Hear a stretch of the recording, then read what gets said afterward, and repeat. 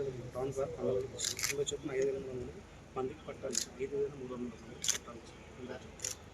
2018 KCR TRS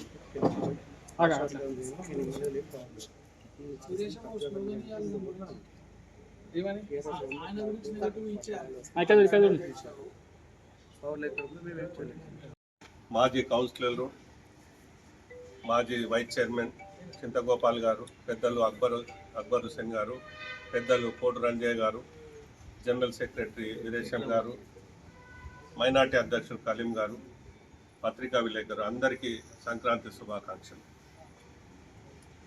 గత 12 సంవత్సరాల క్రితం సదాశివపేట పట్టణంలో ప్రభుత్వం భూమిని ప్రభుత్వం ద్వారా డబ్బులు ఇచ్చి కొనుక్కోవడానికి గవర్నమెంట్ నుండి ల్యాండ్ కొనడం జరిగింది. బీఆర్ఎస్ ప్రభుత్వం వచ్చినంత వరకు పేమెంట్ చేయలేదు. మేఘాల మీద ప్లాట్లు అలాట్మెంట్ చేయడం జరిగింది. వాళ్ళకి ఎక్కడ పొజిషన్ చూపెట్టలేదు. ప్రభుత్వం నుండి డబ్బులు అందకపోతే సదాశివపేటలోనే చింత ప్రభాకర్ అన్న గారు వాళ్లకు ల్యాండ్ ఓనర్స్కి ఏదైతే గవర్నమెంట్ నుండి అలాట్ చేసారో వాళ్ళకి డబ్బులు ఇప్పించడం జరిగింది. మరి ప్రభుత్వము ఈ ప్లాట్లు ఇవ్వడం అనేది బ్యాన్ చేయడం జరిగింది. మరి ఫస్ట్ జగ్గారెడ్డి గారు ఆలోచించేది ఏంటంటే, ఈ బ్యాన్ ఉన్నది బ్యాన్ ఎత్తేసి నేను ప్లాట్లు ఇప్పిస్తుంటే చాలా బాగుంటుంది. ఈ బ్యాన్ ఉన్నది బ్యాన్ ఎత్తేయకుండా నేను ప్లాట్లు ఇస్తాను అని ఈయన డేట్ డిక్లేర్ చేయడం, ఈయన ఒక ముఖ్యమంత్రిగా అంత మోసం చేయడానికి, ఈరోజు ప్రజలందరినీ మభ్యపెట్టడానికి, ఈరోజు సదాశివపేట ప్రజలను మోసం చేద్దామని చెప్పేసి ఈరోజు ప్లాట్లు ఇస్తానని చెప్పేసి జిరాక్స్ సెంటర్లకు సదాశివపేటలో మొత్తం వాళ్ళకి ఇచ్చిన సర్టిఫికెట్లను తీసుకొని పోయి ఇచ్చేయడం జరిగింది. ప్రభుత్వం నుండే ఈరోజు అక్కడ డబుల్ బెడ్రూమ్లు ఇస్తామని చెప్పేసి టీఆర్ఎస్ ప్రభుత్వంలో డబుల్ బెడ్రూమ్లు ఇవ్వడం జరిగింది 550 మందికి. మైనార్టీలకు ఇక్కడ కాలేజ్ కోసం అని చెప్పి 10 ఎకరాలు ఇట్లా ఇవ్వడం జరిగింది. ఈరోజు అక్కడ వీలింది 35 ఎకరాలు. అందరూ సదాశివపేట ప్రజలందరూ పొజిషన్ చూపెడుతున్నారు, మళ్ళీ సర్టిఫికెట్లు ఇస్తారని చెప్పి కాంగ్రెస్ నాయకులు చెప్పడంతో చాలా మంది ప్రజలు పరిగెత్తుకుంటూ పోయి ఆ సర్టిఫికెట్లను చూసి 5,000 సర్టిఫికెట్లు ఇవ్వడం జరిగింది కాంగ్రెస్ ప్రభుత్వంలో. మరి ఆ రోజు నేను ఒకటే చెప్తున్నాను జగ్గారెడ్డికి, మేము ఇస్తున్నామో నా కళ నెరవేరాలి అన్నప్పుడు నువ్వు ఆ రోజు డబ్బులు ఇచ్చి వాళ్ళకు క్లియర్గా రోడ్స్ వేసి సర్టిఫికెట్లు ఇప్పించేసి పొజిషన్ చూపెట్టాలి. ఆ రోజు చూపెట్టలేవు. ఈ రోజు ఏవేవో మాయ మాటలు చెప్తున్నావు. మీ ఊరు లీడర్ ఏం చేస్తున్నాడని, మా ఊరు లీడర్ మా అవసరానికి మా సదాశివపేటకి ఏం కావాలో అవి తీసుకొస్తుండు, చేస్తున్నాడు. ఈ రోజు అభివృద్ధి పథంలో తీసుకుపోతుండే చింత ప్రభాకర్ గారు. నువ్వు చేసింది ఏంది అనేది నేను అడగదలుచుకున్న జగ్గారెడ్డి గారు. మోసం చేయడం అనేది మానుకో. నువ్వు నిజంగా ఇవ్వగలుగుతావా? ఏ డేట్ని ఇస్తావు మా సదాశివపేట ప్రజలకు చెప్పండి. ఫస్ట్ నువ్వు ఏం చేయాలి? బ్యాన్ ఎత్తేయండి. ప్రభాకర్ ఆ రోజు పేమెంట్ చేయించండి ఆ ల్యాండ్ ఓనర్స్కి. మరి ఒకటి అడుగుతున్నాను నేను, నీలాగా చేయలేదు జగ్గారెడ్డి గారు. నువ్వు ఇన్ని 5,000 సర్టిఫికెట్లు ఇచ్చిన అంటున్నావు. మరి అదే చింత ప్రభాకర్ రెడ్డి గారు మున్సిపల్ చైర్మన్ ఉన్నప్పుడు 800 మందికి పట్టా సర్టిఫికెట్లు ఇవ్వడం జరిగింది. ఈ రోజు మంచి ఇల్లు కట్టుకొని ఈ రోజు వాళ్ళు ప్రశాంతంగా ఈ రోజు ఆ ఇంట్లో నివసిస్తున్నారు. నువ్వు చేసింది ఏంది సదాశివపేట ప్రజలని చాలా మంది అడగడానికి ఉన్నారు. మాయమాటలు చెప్పకండి, మాయమాటలు నమ్మడానికి సిద్ధం లేరు. ఈ రోజు చెప్తున్నావు అధికారంలో ఉన్నారని పెద్ద పెద్ద తుపాకులు ఇచ్చిర్రు, లాఠీలు ఇచ్చిర్రు, హరీష్ రావు వచ్చిండు, పోలీసులను బండబెట్టిర్రండి. ఎక్కడ బండబెట్టిర్రు? నీకు చేత కాకుండా వచ్చు. హరీష్ రావు అనేటోడు ఈరోజు, హరీష్ అనే వ్యక్తి ఈరోజు ముఖ్యమంత్రి స్థాయిలో ఉన్నాడు.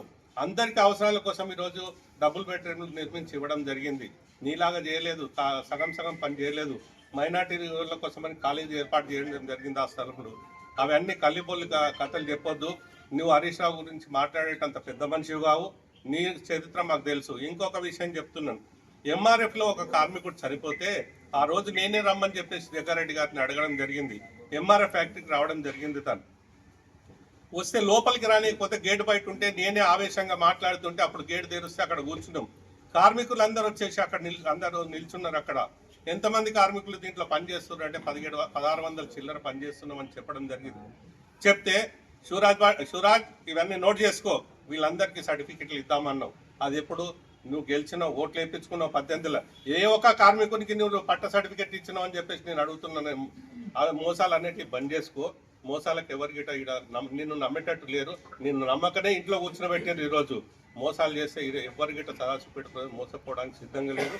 గుణపాఠం చెప్పడానికి సిద్ధంగా ఉన్నారు. తప్పకుండా ప్రతి ఒక్కరు ఈరోజు హుషారయ్యారు. నిన్ను ఎన్ని మాటలు మాట్లాడుకున్నారో నీ గురించి అందరికీ తెలుసు. ఒక గవర్నమెంట్ ఆఫీసర్లకు ఆర్ఐ ఇక్కడ రారా, ఇగో ఈయన ఆర్ఐ అని చెప్తున్నావు. మీ యూనియన్ ఏం చేస్తుందని చెప్పి ఆ గవర్నమెంట్ ఎంప్లాయీస్కి అడగదలుచుకున్నాను నేను. ఏం చేస్తున్నారు? ఆ లాంగ్వేజ్ ఏమిటిది? నువ్వేమిటిది? అది నీ దగ్గర కొంతమంది దగ్గర అది పనికిస్తుంది. ఇంకోటి, నీ మీటింగ్లోనే నీకు మాట్లాడుతుంటే 40 సంవత్సరాల నుండి పనిచేస్తున్నాను ఒక కార్యకర్త అడిగితే ఆ రోజు అటు తిడితే ఈ రోజు హాస్పిటల్ నుండి ఇంకా బయటికి రాలేదు ఆ వ్యక్తిని. నీ కోసం పనిచేస్తున్నాడు, కాంగ్రెస్ పార్టీ కోసం 40 సంవత్సరాల నుండి పనిచేస్తున్నాడు. అటువంటి వ్యక్తుల గురించి నువ్వు ఆలోచించు. నువ్వు మోసం చేసుడు పనిచేయి. కాంగ్రెస్ ప్రభుత్వం మోస మాటలు చెప్పేసి ఈరోజు మోసపుచ్చి ఈరోజు అధికారంలోకి వచ్చింది. అందరికీ తెలిసిపోయింది ఈరోజు ఎంత మోసపడ్డం అనేది. ఈరోజు నీ మాటలకు ఎవరు నమ్మేటట్టు లేదు. అవన్నీ నమ్మరు. తప్పకుండా బీఆర్ఎస్ ప్రభుత్వానికి పట్టం కడతారు. లోకల్ బాడీ ఎలక్షన్ వచ్చినాయి, ఈరోజు మున్సిపల్ ఎలక్షన్ అని చెప్పి ఏదో కట్టుకథలు చెప్పడానికి ఈరోజు ఏదో డ్రామా చేస్తున్నావు. ఆ డ్రామా నమ్మరు. ఖచ్చితంగా బీఆర్ఎస్ ఓటేస్తారు. బీఆర్ఎస్ ప్రభుత్వం అభివృద్ధి జరిగినాయి. సంక్షేమ కార్యక్రమాలు గిట్ట చక్కటి భారతదేశంలో గుర్తింపున్నటువంటి కార్యక్రమాలు తీసుకురావడం జరిగింది. కాబట్టి మీ మోసాలకు ఎవరి గిట్ట నమ్మరు. బీఆర్ఎస్ ఓటేస్తారు. జై తెలంగాణ. तमाम प्रेस मीडिया के लोग और यहाँ के बीआरएस कायदीन की मौजूदगी में परसों हाल ही में 2 दिन पहले जो जगाड़ी साहब मीटिंग लगाए थे, मीटिंग के अंदर ये बताए कि जैसा कि मेरे पेशरो ने बताया कि धोखे के सिवा कुछ भी नहीं है। अब इलेक्शन के टाइम पे जो प्लाटों के ताल्लुक से बताए हैं, मैं आपको जगाड़ी साहब की पिछली तारीख जो है उसके ऊपर मैं थोड़ा रोशनी डालना चाहूँगा। खासकर संगारेड्डी के मुसलमानों के लिए जगारेड्डी साहब ने अपने दौरे इख्तिदार में, इससे पहले भी करे, आज भी हमारी हुकूमत है बोल रहे 10 साल 15 साल जो भी इख्तिदार में रहे ये लोग, मुसलमानों के लिए कोई भी बुनियादी काम नहीं किए। फर्ज करो कि कोई एक सदाशिवपेट की मिसाल लीजिए। सदाशिवपेट में किसी भी किस्म का कांग्रेस की गवर्नमेंट में, मैं आज़ादी के बाद से आज तक बता रहा हूँ, कोई भी एमएलए कोई भी लीडर जो है तो कांग्रेस का लीडर सदाशिवपेट के मुसलमानों के लिए 1-2 गुंठे ज़मीन नहीं दिला, चाहे गवर्नमेंट से होंगे चाहे प्राइवेट लैंड का कुछ भी अलाटमेंट होंगे। लिहाजा चिंता प्रभाकर साहब 1955 में चेयरमैन बनने के बाद यहाँ के मुसलमानों की तकलीफ को देखते हुए 4 एकड़ ज़मीन 260 सर्वे नंबर के अंदर ईदगाह और मुस्लिम फंक्शन हॉल की ज़रूरत के मुताबिक 4 एकड़ ज़मीन अलाटमेंट कराए, पोजीशन दिए और बाद में पूरी ज़मीन हमारे हैंड ओवर हो गई। और शादी खाना भी उस ज़माने के हिसाब से 10 लाख रुपए में शादी खाने की भी तामीर हो चुकी थी। आज भी जो है वहाँ ज़रूरियात न होने की वजह से इस्तेमाल में नहीं है। हम बार बार यही जगारेड्डी साहब से भी मुतालबा करें और ये कांग्रेस गवर्नमेंट को भी बोले, सब भी बोले, देखो भाई मौजूदा हालत में जो बना हुआ है उसके लिए कुछ इमदाद कीजिए, कुछ बनाइए। लेकिन किसी ने भी उस जानिब तवज्जो नहीं दी। और उसी तरीके से हमारे खबरस्तानों के लिए बहुत सारी तकालीफ थी। प्रभाकर साहब एमएलए बनने के बाद ईदगाह का मसला हो गया। 4 एकड़ ज़मीन आई, 3 एकड़ ईदगाह के लिए, 1 एकड़ शादी खाने के लिए, फिर 5 एकड़ ज़मीन हमें नेशनल हाईवे बाईपास रोड पर 5 एकड़ ज़मीन जो है हमें अलाटमेंट करके हदबंदी करके दी गई है। उसके अभी बैलेंस वर्क है, वो इस्तेमाल के काबिल नहीं है। थोड़े बहुत खबरें वहाँ बना चुके हैं हम, लेकिन वहाँ पे जो तकालीफ जो चल रही है हमारी तदफीन के लिए, उसकी सख्त ज़रूरत है। उस जानिब कोई तवज्जो नहीं दे रहे हैं। आज कांग्रेस गवर्नमेंट इख्तिदार में है और जगारेड्डी साहब 2012 में जो है पट्टा सर्टिफिकेट इशू करे, 2014 के असेंबली इलेक्शंस में, फिर उसके बाद काउंसिल इलेक्शंस में बग़ैर तहकीक के, बग़ैर इंक्वायरी किए हुए उनको घरों पे जाके उनको बेवकूफ़ बनाने के लिए तमाम, उसमें मुसलमान हैं, हिंदू भाई है, हमारे मासूम लोगों को धोखा देकर एमआरओ से दस्तखत लेके नामा लिख के देगी। वैसा करके आज मैं 5,500 जो सो प्लाट दिया हूँ बोल रही, उसमें कितने लोग एलिजिबल है, क्या है क्या नहीं, इंक्वायरी करा के बताओ बोल के कलेक्टर साहब भी जो उसको बयान करे हैं। आज तक वो मसला उसी तरीके से पेंडिंग पड़ा हुआ है। आज आके बोल रहे हैं कि 12 महीने में आपको घरा बना के दे देंगे और वो पुराने सर्टिफिकेट है जो कई लोग हैं वो सर्टिफिकेट आप फेंक दिए क्योंकि उनको भरोसा ही नहीं है वो आते बोल के। आज उसको 12-13 साल के बाद 1912 से आज क्या है 2026 14 साल हो रहा वो सर्टिफिकेटों को पे ट्रेड दे किए आप उसमें आज तक किसी को उन्होंने सर्टिफिकेट देने के बाद भी 2 साल एमएलए थे ना भाई फिर पोजीशन क्यों नहीं दिलाए। बीआरएस वाले पुलिस को लगा के हकाल दिए लोगों को मैं बोल दिया था जाके कब्जा लो मर रही ये सब बेवकूफ़ बातें बनाने के जो सब बंद कर दो। जो भी काम करना है आवाम की खिदमत में आप अपनी ज़िंदगी बिताना चाह रहे हैं ना भाई आज आपका इख्तियार है उनको इखलास के साथ बुला के पोजीशन दो वो क्या है वो कानूनी मामलात को तकमील करके करे तो बेहतर रहता। लिहाजा अब तक जो बेवकूफ़ बने आवाम मज़ीद बेवकूफ़ बनाने की कोशिश मत करो मैं आपसे गुजारिश करता हूँ। పట్టణ ప్రజలందరికీ కూడా బీఆర్ఎస్ పార్టీ తరఫున సంక్రాంతి శుభాకాంక్షలు తెలుపుకుంటూ 2014-2018 వరకు గౌరవనీయులు చింతల ప్రభాకర్ గారు ఎమ్మెల్యే ఆధ్వర్యం లోపల 13,942 కోట్ల రూపాయల అభివృద్ధి జరిగింది. అదేవిధంగా 2018 నుంచి 2023 వరకు 26,443 కోట్ల రూపాయల అభివృద్ధి జరిగింది.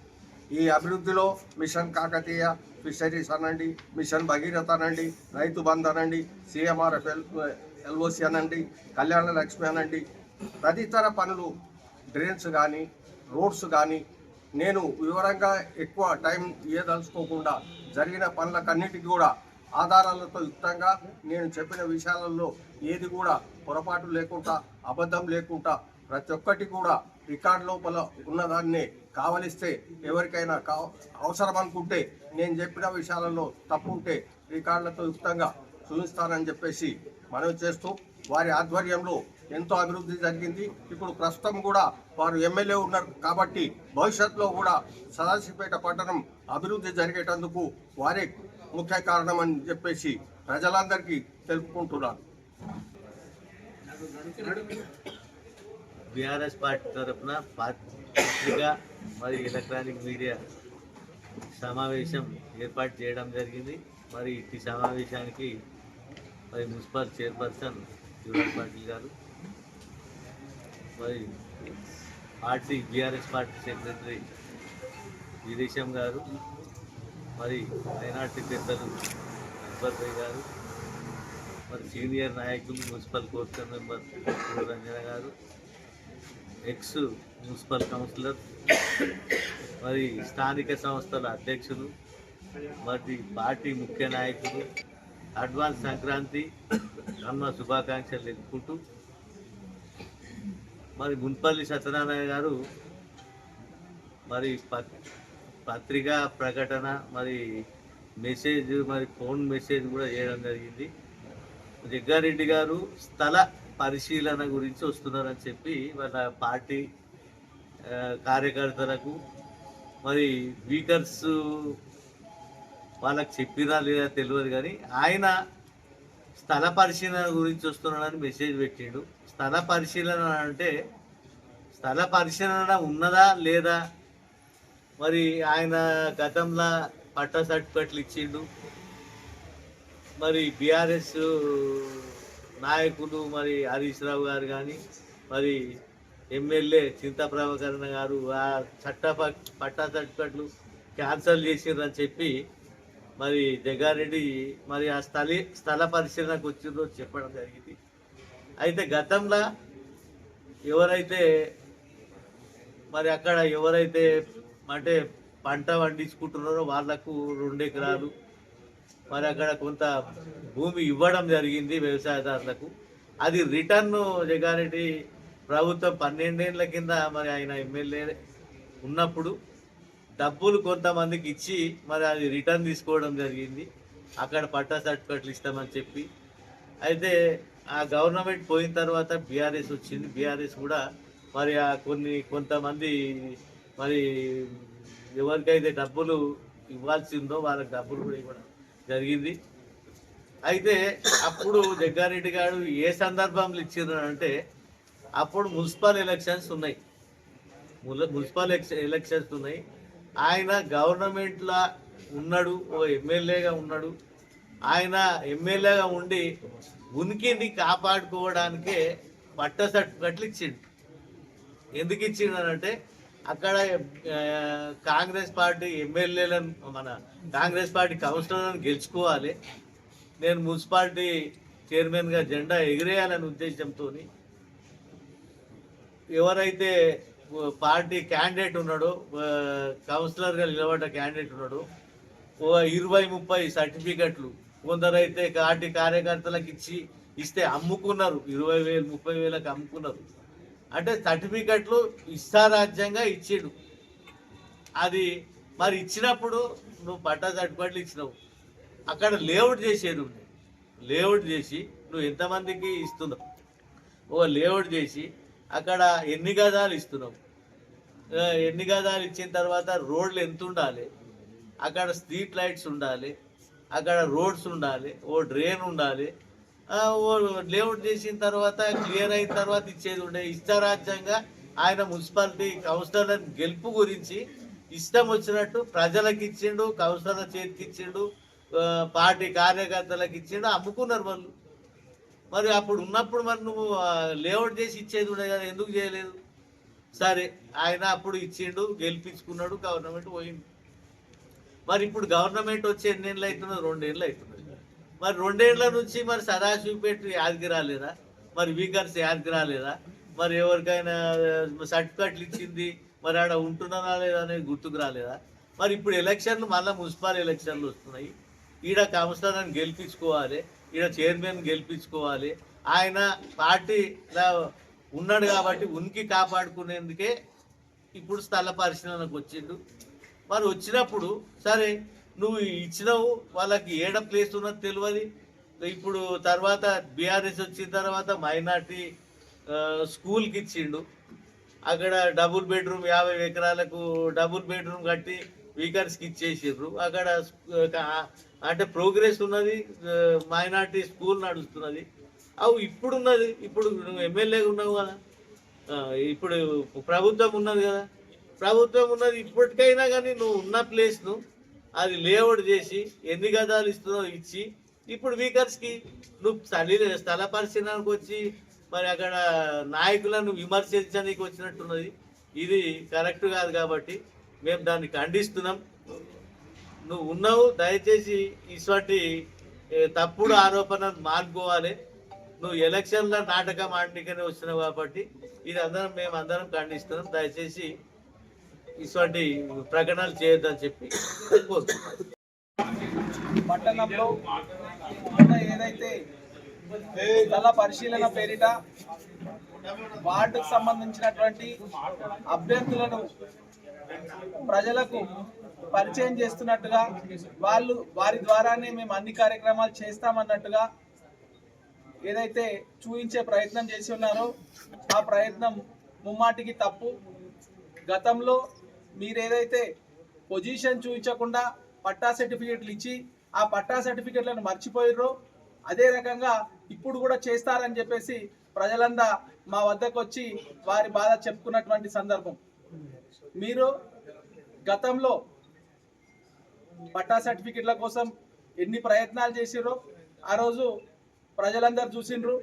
పట్టా సర్టిఫికెట్లు ఇస్తామని పెద్ద పెద్ద ఫ్లెక్సీలు కూడా ఆ రోజు పట్టణంలో ఏర్పాటు చేయడం జరిగింది. పట్టా సర్టిఫికెట్లు ఇవ్వడం కాదు, ఏవైతే ఇప్పటికి ఇచ్చి ఉన్నారో వాటికి పొజిషన్ ఇప్పటి వరకు చూపించలేదు, పొజిషన్ ఇచ్చే పరిస్థితి కూడా లేదు, సాధ్యం కూడా కాదు. ఎందుకంటే కోర్టు ఉత్తర్వులు దేశవ్యాప్తంగా ఎక్కడ కూడా ప్లాట్లు ఇవ్వడానికి ఏమంటారో దాన్ని అనడం లేదు. కోర్టు ఉత్తర్వుల ప్రకారం అయినా సరే ప్లాట్లు ఇచ్చే అవకాశం లేదు కాబట్టి ప్రజలు మోసపోవడానికి సిద్ధంగా లేరు, మోసపోయే అవకాశం ఇంకా లేదు. అదే రకంగా గత ప్రభుత్వంలో మేము టిఆర్ఎస్ పార్టీ పక్షాన ఎస్డిఎఫ్ స్పెషల్ డెవలప్మెంట్ ఫండ్ తీసుకొచ్చినాం. సదాశివపేట పట్టణానికి 25 కోట్ల రూపాయలు. 25 కోట్లలో ఓవరాల్ టౌన్లో ఒక దాదాపు 13 కోట్ల రూపాయలకు సంబంధించినటువంటి అభివృద్ధి పనులు జరిగినాయి. ప్రభుత్వం మారిన తర్వాత ఏవైతే వర్కులు ఆన్గోయింగ్ వర్కులు ఉన్నాయో ఆ వర్కులను కంటిన్యూ చేయాల్సినటువంటి అవసరం ఎంతైనా ఉండే, కానీ ఆ వర్కులను ఎక్కడికక్కడ నిర్దాక్షిణ్యంగా ఆపేసి ఈరోజు ప్రజలకు ఇబ్బందులకు గురి చేస్తున్నటువంటి సందర్భాన్ని ప్రజలందరూ గ్రహించి ఉన్నారు. కాబట్టి మీరు ఆ ఎస్డిఎఫ్ ఏవైతే బ్యాలెన్స్ వర్కులు గతంలో చేస్తూ ఆన్గోయింగ్ వర్కులు ఎక్కడికక్కడ నిర్దాక్షిణ్యంగా ఆపిన వర్కులను వెంటనే తిరిగి యథావిధిగా ఆ ప్రపోజల్స్ ని కంటిన్యూ చేయాల్సినటువంటి అవసరం ఉంది. అదే రకంగా టీయూఎఫ్ఐడిసి నిధులను కూడా దారి మళ్ళించి వాటి పేరు మార్చి మళ్ళీ కొత్త ప్రపోజల్స్ తీసుకుంటున్నారు. టీయూఎఫ్ఐడిసి అనేది ఒక ఫైనాన్స్ కి సంబంధించినటువంటి వ్యవహారంలో ఆ వర్కులను మాడిఫికేషన్ చేయకుండా యథావిధిగా ఏదైతే పాత కౌన్సిల్ అప్రూవ్ చేసిందో ఆ అప్రూవ్ చేసిన వర్కులను యథావిధిగా చేయాల్సినటువంటి అవసరం ఎంతైనా ఉంది. ఎందుకంటే మేము గతంలో కాంగ్రెస్ ప్రభుత్వం మారి టీఆర్ఎస్ ప్రభుత్వం అధికారంలోకి వచ్చిన నాడు ఏవైతే ఆన్గోయింగ్ వర్కులు ఉన్నాయో ఆన్గోయింగ్ వర్కులను ఎక్కడ ఆపలేము, ఆ వర్కులను కంటిన్యూ చేసినాం మేము. కావాలంటే దానికి నిదర్శనం మీ గత ప్రభుత్వం నుంచి మా పార్టీలోకి వచ్చినటువంటి నాయకులు ఎవరైతే ఉన్నారో వాళ్ళే సాక్ష్యం. కాబట్టి మీరు ఒకటే మేము ప్రభుత్వం ద్వారా ప్రభుత్వంలో మీరు ఉన్నారు కాబట్టి మీకు మేము ఒకటే విజ్ఞప్తి చేస్తా ఉన్నాం, ఖచ్చితంగా ఎస్డిఎఫ్ నిధులు యాజ్ ఇట్ ఈస్ గీయాలి, టీఎఫ్ఐడిసి నిధులు యాజ్ ఇట్ ఈస్ గీయాలి. ప్రజలను మోసం చేయొద్దు, ప్రజలకు మంచి చేసే ప్రయత్నాన్ని మీరు కొనసాగించాలని చెప్పేసి కోరుకుంటూ టీఆర్ఎస్ పార్టీ తరఫున నాకు ఈ అవకాశం ఇచ్చినందుకు ధన్యవాదాలు.